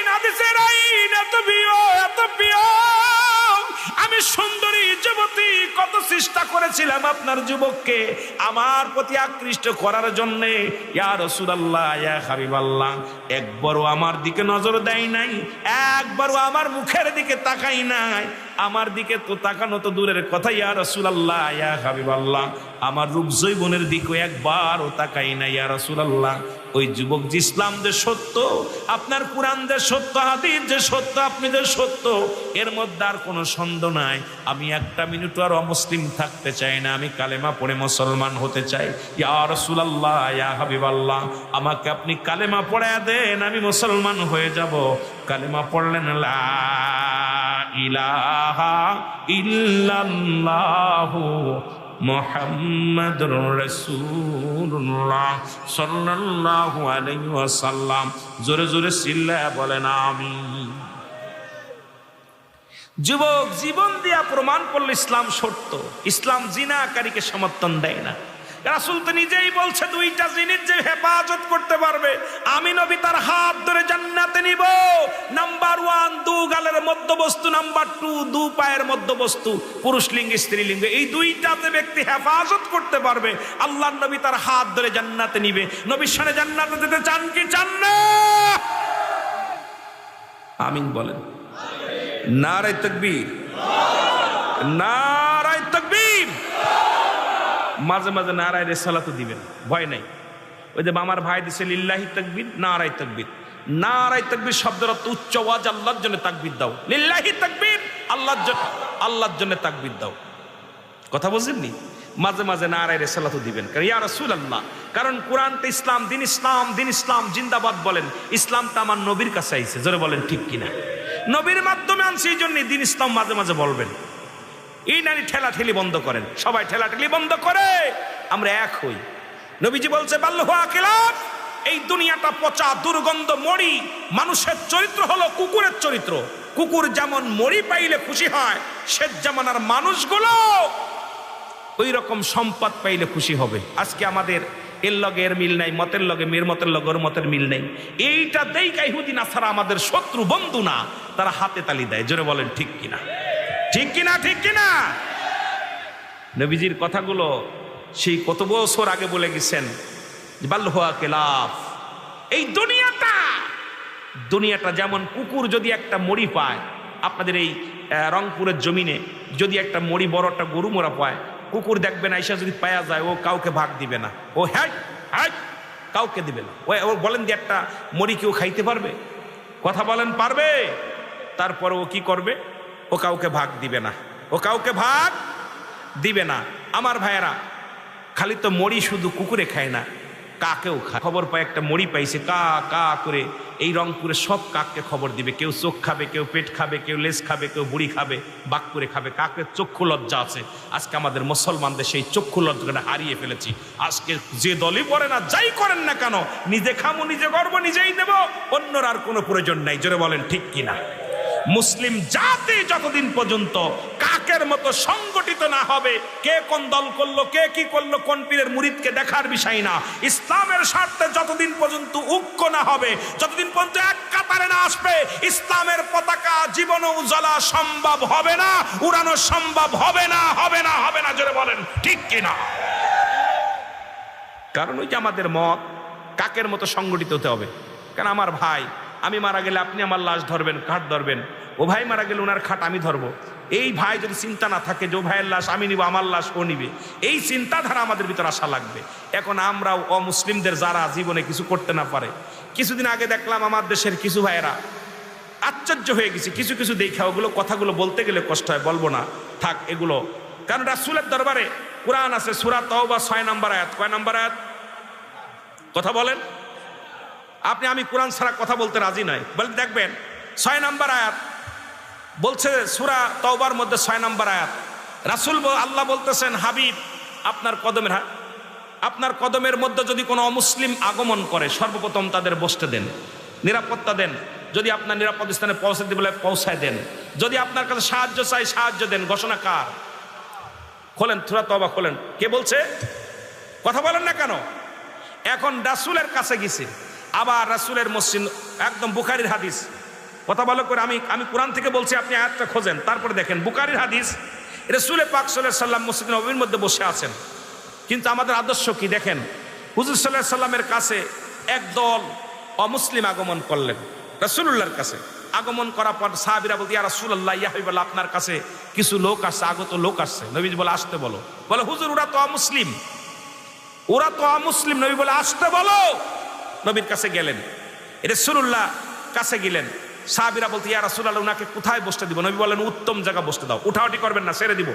আমার ছাত্র ভাইয়েরা যারা ওরা পড়া লাগবে সকালবেলা, ওদের উঠা লাগবে, এই জন্য চলে যাচ্ছে। কথা বুঝেননি? আপনার উঠবেন না, বিশেষ করে ওরা তো মুসলিম।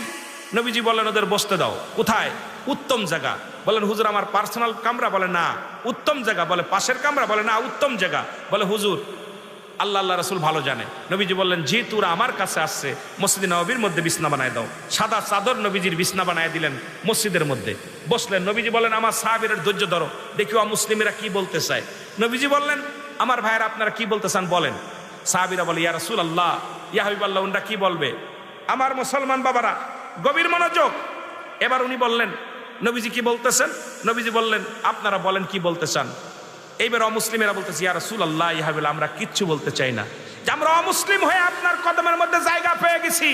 ইয়া রাসূলুল্লাহ, ইয়া হাবিবাল্লাহ, আপনি যে মহামানব, আপনি যে মহান নবী, এর মধ্যে কোনো সন্দেহ নাই। আপনি আমাদের কালেমা পড়াই দেন, আমরা এক মিনিট অমুসলিম থাকতে চাই না। কালেমা পড়ে মুসলমান হয়ে গেছে, লা ইলাহা ইল্লাল্লাহ। আমরা যাদের মন্দির পাহারা দিচ্ছি, একটাও কালেমা পড়বে না। জোরে বলেন ঠিক কিনা? আপনি আমি লেখে নেন ভালো করে, যাদের মন্দিরগুলো পাহারা দিছি আমরা দাড়ি পরে টুপি মাথায় দিয়ে, একটাও কালেমা পড়বে না। জোরে বলেন ঠিক কিনা? লেখে নেন আমার কথা, লেখে নেন। কোন অমুসলিম কোনোদিন আপনার বন্ধু হতে পারে না। অমুসলিম কোনোদিন আপনার বন্ধু হতে পারে না। হয়তো অনেকের আঘাত লাগবে, তবু বলতে হবে কথাটা। কিন্তু রাসূলুল্লাহর আদর্শ দেখে, রাসূলুল্লাহর আখলাক দেখে, চরিত্র দেখে দলে দলে মুসলিমেরা মুসলমান হয়েছে। আর আমি মৌলবীর চরিত্র দেখে এখন মৌলবীরাই ফলায়। কতক্ষণ ঠিক কিনা? আমার আদর্শ দেখে বক্তার কাছে আসে না, যে বক্তার কাছে গেলে ইমান হারাই ফেলবে। রাসূলুল্লাহর আদর্শের সঙ্গে মিলাইতে চান আমার বাবারা, এই জন্য অসংখ্য কাফের বেঈমানদেরকে দাওয়াত দিছে, আমরা মুসলমানদের দাওয়াত দেই কুল পাচ্ছি না। জোরে বলেন ঠিক কিনা? আর একটু জোরে বলেন ঠিক কিনা? আমার ভাইরা অল্প একটু কথা বলবো, যেহেতু মসজিদের শোনে আপনারা। আমি প্রথম একটা আয়াত পাঠ করেছিলাম সূরা ইউনূসের মধ্যে 11 নম্বর পারা 62 নম্বর আয়াত। সূরা ইউনূসের মধ্যে 11 নম্বর পারা 62 নম্বর আয়াত। আল্লাহ বলে, আলা সাবধান, ইন্না নিচ্চালা ইন্না উলাল্লাহি, আল্লাহর তরফ থেকে আল্লাহ যারা মাহবুব বান্দা হয়, লা নাই খাউফুন শব্দের অর্থ ভয়, আলাদা অবস্থান করে হুমদের উপরে জানুন, তাদের কোনো চিন্তা নাই, ভাবনা নাই। এই কথাটা বলতে যায় আমি আয়াতটা তেলাওয়াত করে আমি শুরু করেছিলাম। আমি কিন্তু আমার আসল আলোচনায় আমি যেতে পারি না। এখন আলোচনা এখনো মূলধারায় যেতে পারি নাই। শুধু যুবকদের কিছু কথা বুঝাইছি, হকের কথা কিছু, আমলের কথা, মরণের কথা, কিছু বাস্তবতা নিয়ে কিছু কথা বলছি। খেয়াল করবেন কথাগুলো। এই আপনাদের দিল্লির বাদশাহ নাম হলো শাহজাহান। কি নাম? ভারত চেনেন? ভারত শুনেছেন নাম? ইন্ডিয়া শুনেছেন নাম? ইন্ডিয়া গেছেন নি কেউ? আমার বক্তা আপনি তো গেছেন আগে, এক নাম্বার, ওটা তো বাদ। আর কেউ গেছেন? ভারতে একটা মসজিদ আছে, নাম হলো দিল্লির জুমা মসজিদ। নাম কি? নাম জোরে বলেন। দিল্লির জুমা মসজিদ, যেটা নাম হয়েছে দিল্লির জুমা মসজিদ। এই মসজিদে যে ব্যক্তি নামাজ পড়েছেন, নামাজ পড়লে দেখবেন ওই মসজিদের মধ্যে একটা মানুষকে একাধিক মানুষ দেখা যায়। মনে হয় যে আপনার ডানেও মানুষ, বামেও মানুষ, সামনেও মানুষ, পিছনেও মানুষ। পড়লে পারে কেমন যেন মনে হয় ডান পাশেও মানুষ আছে, বাম পাশেও মানুষ আছে। আর এই মসজিদটা বানাইছে কে জানেন? এই মসজিদটা বানাইছে বাদশাহ শাহজাহান। আল্লাহু আকবার বলেন না। কে বানাইছে? বাদশাহ শাহজাহান। উনি যখন মসজিদখানা বানাইলেন 10,000 কর্মী দিয়া। কত হাজার? মসজিদের ইতিহাসটা শুনে নেন। আর এখানে আপনাদের মসজিদ হচ্ছে, এই জন্যই অনেক আপনারা কর্মী আছেন। কত হাজার? 10,000 কর্মী। একাধিক প্রতিনিয়ত কাজের শুরু থেকে এক খতম কোরআন শরীফ খতম করে কাজ শুরু হতো, আবার এক খতম কোরআন শরীফ শেষ করে কাজ বন্ধ হতো প্রতিদিন। কয়দিন? 10 বছর সময় লাগলো মসজিদ হতে। কয় বছর? এই 10টা বছর সাধনা করে একখানা মসজিদ বানাইলেন বাদশাহ শাহজাহান। প্রথম জুম্মার ইমাম হইলেন বাদশাহ শাহজাহান, ইমাম দিলেন। আপনার ওই ভারতের যিনি ফুরপুরা শরীফের আল্লাহর একজন ওলি, ওনাকে দিলেন ইমামতি করতে। প্রথম জুম্মার নামাজের মুসল্লি বাদশাহ শাহজাহান। নামাজ শেষ হয়ে গেল। নামাজ শেষ হওয়ার পর রাতের অন্ধকারে এলহাম আসলে, বাদশাহ শাহজাহান তুমি যে নামাজ পড়েছো কারুন নামাজ হয় নাই, কারুন নামাজ হয় নাই। ইতিহাসটা শোনেন। বাদশাহ শাহজাহান চিন্তা করে নামাজ হয় নাই, ঘটনাটা কি, বিপদে পড়ে গেছে। উনি পরে চিন্তা করলো নামাজে কি সূরা কিরাতে ভুল হয়েছে না কি হলো। কয় যত মুসল্লি আছে ইমাম সহকারে কারুন নামাজ হয়নি। দ্বিতীয় জুম্মার নামাজ পড়লেন। দ্বিতীয় জুম্মার নামাজে একই হেলাম শুনলেন, হে বাদশাহ শাহজাহান তোমার মুসল্লি তোমাদের যারা নামাজ কারুন নামাজ হয়নি। দুই জুম্মা চলে গেল। তৃতীয় জুম্মায় স্বপ্নে একই দেখেন। বাদশাহ শাহজাহান কাঁদতে লাগলেন, আল্লাহ কি হয়েছে, আমি নামাজ মুসল্লিদের হচ্ছে না, আমার হচ্ছে না, কি এখানে কোনো হারাম টাকা আছে না কোনো হারাম পন্থা অবলম্বন করছে না কোনো কি হয়েছে একটু বলে দেন। এলহামের মাধ্যমে শুনতে পালো, ও বাদশাহ শাহজাহান রাত্রের জন্য কে বলতেছে, বাদশাহ শাহজাহান শরিয়াতের কেবলা হলো কাবা, দুজানের কেবলা রাহমাতাল লিল আলামিন, মুনাজাতের কেবলা আরশ আজিম। আপনি নামাজ পড়তেছেন কেবলা শর্ত করে, কিন্তু আপনার মসজিদের কেবলা নির্ণয় ঠিক হয় নাই। যতদিন পর্যন্ত আপনি সোজা হয়ে দাঁড়াতে না পারবেন, কেবলা সোজা যদি আপনি ওই কেবলা যদি নির্ণয় ঠিক না হয়, যতদিন পর্যন্ত মানুষ নামাজ পড়বে কারণ নামাজ হবে না। আল্লাহু আকবার বলেন। বাদশাহ শাহজাহান চোখের পানি ছেড়ে ছেড়ে কাঁদতে লাগলেন, আল্লাহ এত বড় মসজিদ 10 বছর সাধনা করে আমি মসজিদ খানা বানাইলাম, এক একটা দিন দুদু খতম কোরআন শরীফ তেলাওয়াত করাইছি হাফেজদের দিয়া, অসংখ্য হাফেজের দোয়া, অসংখ্য আলেমদের দোয়া। এই মসজিদ খানা কেন আল্লাহ কেবলা নির্ণয় হয় না, আল্লাহ এখন কি করব? ইঞ্জিনিয়ার ডাক দিলেন, ইঞ্জিনিয়ার বৈজ্ঞানিকদেরকে ডাক দিলেন। সবাই বলে বাদশাহ শাহজাহান মসজিদটা ভেঙে ফেলতে হবে, ভাঙ্গা ছাড়া বিকল্প কিছু নাই। বাদশাহ শাহজাহান বলে, দুনিয়ার মানুষ শোনো, দুনিয়ার মধ্যে আমাকে তোমরা ভেঙে ফেলতে পারো, মসজিদের একটা ইটের মধ্যে যখন আঘাত করবা আমার কলিজার মধ্যে আঘাত দিবা, মসজিদের একটা বালুর মধ্যে আঘাত দিলে আমার কলিজার মধ্যে আঘাত দিবা। আমি বেঁচে থাকতে আমার মসজিদের গায়ে একটা ছোঁয়া লাগাইতে দিব না, আমি বেঁচে থাকতে আমার মসজিদের গায়ের একটা ধুলা কণা নষ্ট হতে দিব না। জোরে বলা যাবে না সুবহানাল্লাহ। আমি বেঁচে থাকতে এটা করতে দিব না, যে কোনো উপায় মসজিদটা বাঁচাইতে হবে। উনি রাতের অন্ধকারে ঘুমে আছেন, কে যেন ডাকতে বলে, বাদশাহ শাহজাহান তুমি মসজিদটাকে এত ভালোবাসো, তুমি মসজিদটাকে এত মহব্বত করো, মসজিদের গায়ে আঘাত লাগলে তোমার কলিজা আঘাত লাগবে, মসজিদের গায়ে টাচ লাগলে তোমার কলিজার মধ্যে আঘাত লাগবে রে বাদশাহ শাহজাহান।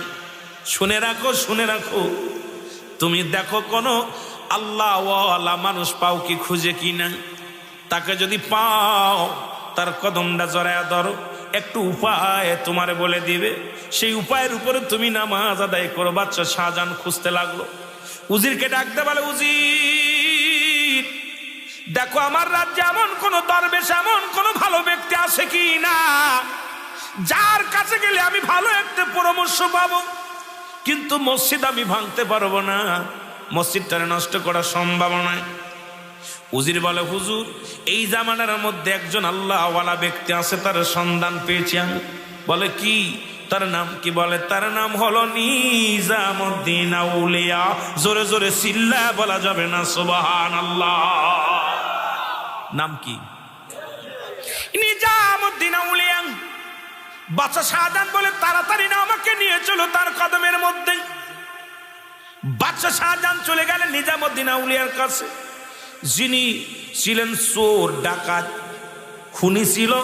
শুনেছেন মুসলমান দুনিয়ার মধ্যে বড় খুনি ছিল। ওনার কাছে গেলেন, যা বললেন, হুজুর আপনার কাছে আমি আসছি। বলে কিসের জন্য আসছো? বলে আমি শুনেছি আপনি আল্লাহর আউলিয়া হয়ে গেছেন, দরবেশ হয়ে গেছেন। আমি একটা মসজিদ বানাইলাম 10 বছর সাধনা করে 10,000 কর্মী দিয়ে, আমি প্রতিদিন 2 খতম করে কোরআন শরীফ পড়াইছি। সুতরাং এই মসজিদ খানা কেবলা নির্ণয় হয় নাই। দয়া করে একটু উপায় বলে দেন, একটু পরামর্শ দেন। বাদশা শাহজাহান বলা পান নিজামুদ্দিন আউলিয়া বলে, পাগল তুমি আমার কাছে কেন আসছো? এই দায়িত্ব আল্লাহ আমারে দেয় না, এই দায়িত্ব আমি পারবো না। তোমার মসজিদ ভেঙে ফেলো, ভেঙে গুড়িয়ে দাও, আর একটা নতুন করে বানাও। বাদশা শাহজাহান কয় না, সম্ভব নয়, এই মসজিদ আমি ভাঙতে পারবো না, পাগলের কাছে পাগলের খবর। নিজামুদ্দিন আউলিয়া কয় তাহলে একটা কাজ করো, এই দিল্লির জঙ্গলে 60 বছর এক পাগল বাস করে। জঙ্গলে জীবনে কোনোদিন শরিয়াতে সে ভাত খাই নাই, গাছের লতা পাতা খায়, আর ওই জঙ্গলের মধ্যে আল্লাহরে ডাকে। এমন একজন পাগল, সে শুধু সিজদার মধ্যে পড়ে থাকে, তসবিহ হাতে পড়ে থাকে, এমন একটা পাগল। সেই পাগলটার সন্ধান যদি তুমি পাইতে পাও, তাহলে ওই মসজিদ খানার একটা পরামর্শ পাবা। বলে নামটা কি তার? বলে তার নাম হলো আল্লাহর ওলি হারে বারেশা। জোরে জোরে চিল্লায় বলা যাবে না সুবহানাল্লাহ। নাম কি? আরে বারেশা। এরা বাদশা শাহজাহান কয় হুজুর তারে পাবো কেমন করে? এ বাদশা শাহজাহান তুমি রাজত্ব ছেড়ে দিয়া জঙ্গলে চলে যাও, পাবা তার ঠিকানা পাবা। বাদশা শাহজাহান বাড়ি এসে খানা দানা নিয়ে পানি নিয়ে জঙ্গলে চলে গেলেন।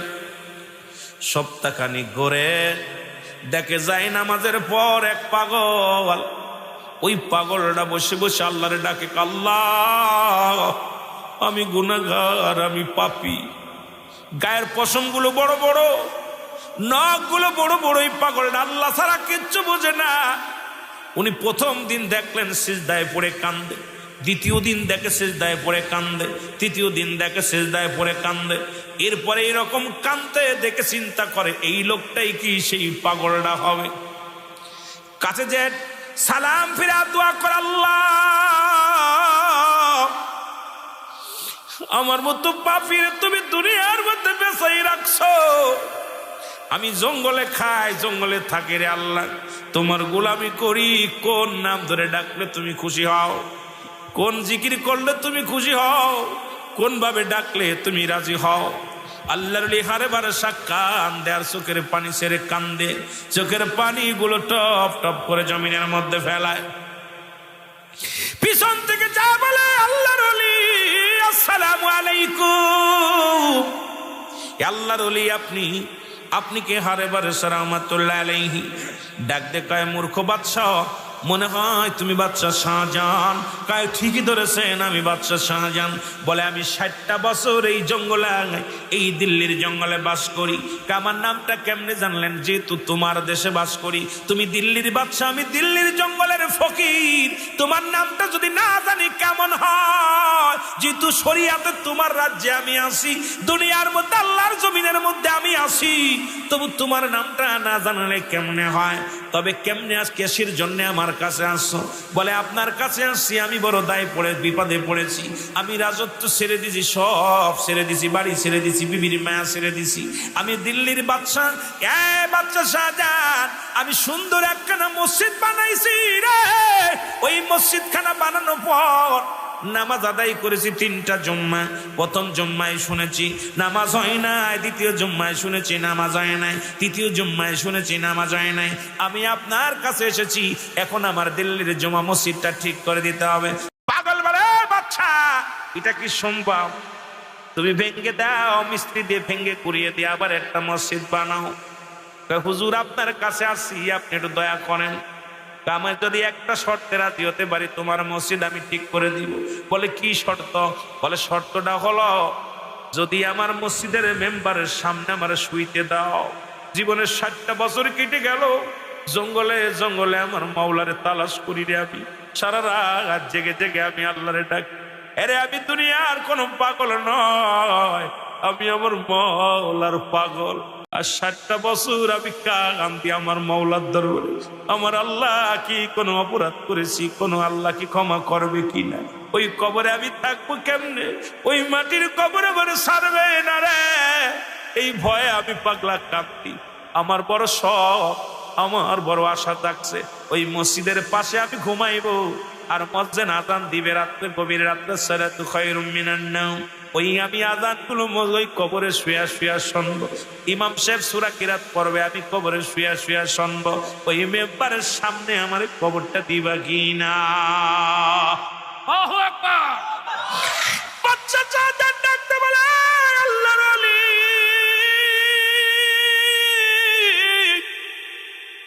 আমি বাচ্চা চাচার বাড়ি গাড়ি করেছি, সব করেছি রে।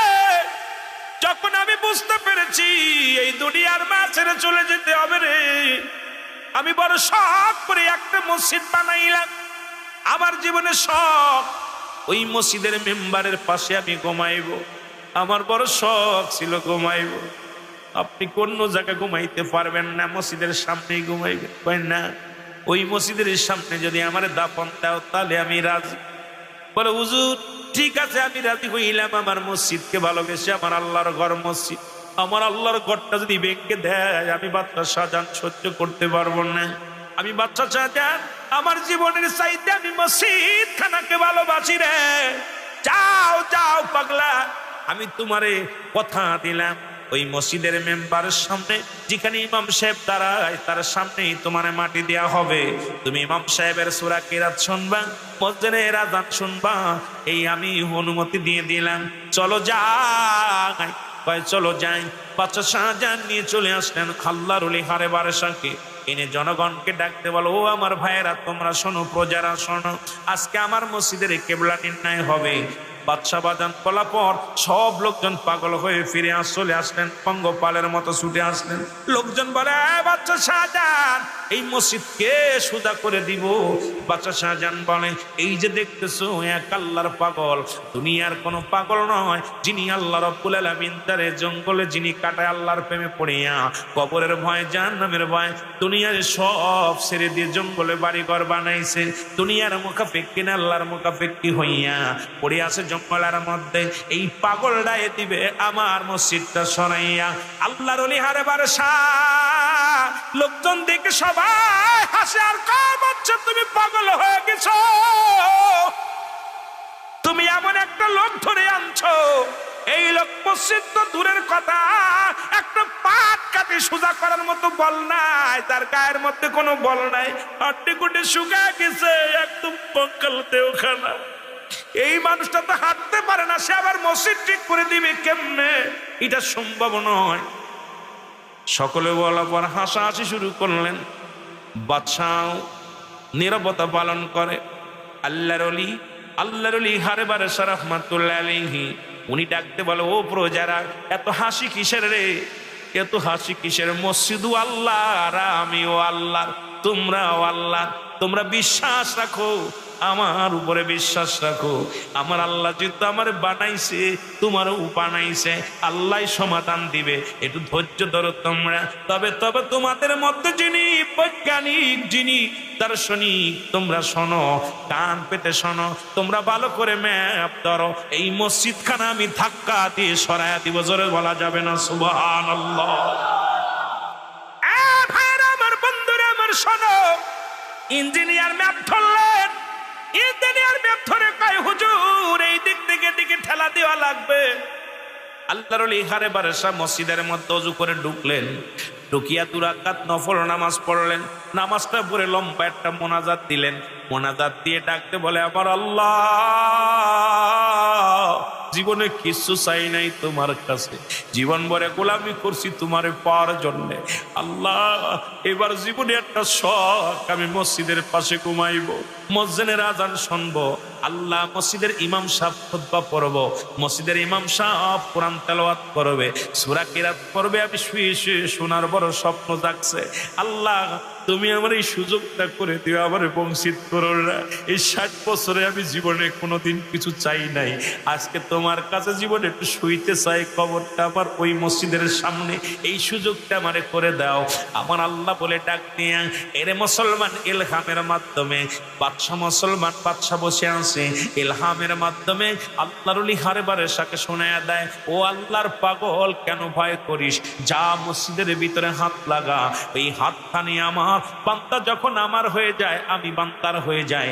আমি তুই কেন ভয় করিস রে বান্দা, আমি তো তোর হয়ে গেছি, তোর ভয়ের কোনো কারণ নাই, কারণ তোর জীবন জৈবন সব সুপে দিছিস আমারে, আমি আল্লাহরে সুপে দিছি রে, ভয় পাস না রে পাগল, যা তোর জীবনের স্বপ্নটা পুরা হবে। আল্লাহর লেহারে বাদশা মসজিদের কাছে যাচ্ছে, কারবার বলে আমার মালিক, ও আমার আল্লাহ, ও আমার আল্লাহ, আমি পাগল হাত তুলছি গো, আমারে ফিরে দিও না। মসজিদে জোরে থাবা দিয়া বলে, মসজিদ রে, তুমিও আমার আল্লাহর, আমিও আমার আল্লাহর, জীবনের স্বপ্ন আছে, তুমি মসজিদ ধন্য, তোমার মতে ইমানদার সিজদা করবে, তুমি বড় ধন্য রে মসজিদ, কিয়ামতের আগে তোমার ধ্বংস নাই। মসজিদ রে, তুমি আমার মওলার ঘর, তুমি আমার আল্লাহর ঘর, তুমি আমার আল্লাহর ঘর রে মসজিদ। ও মসজিদ,